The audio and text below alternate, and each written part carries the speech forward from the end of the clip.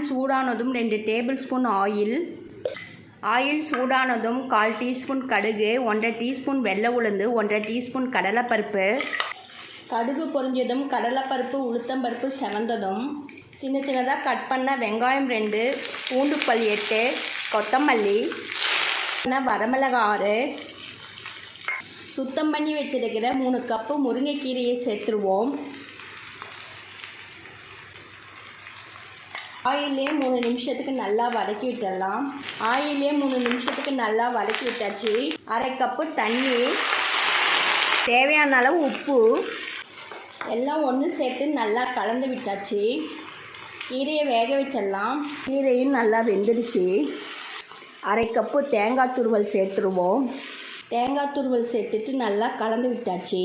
முருங்கைக்கீரை பொரியல் ரெடி ஆயிடுச்சு. இது போல் ட்ரை பண்ணி பாருங்கள். தேங்க்யூ.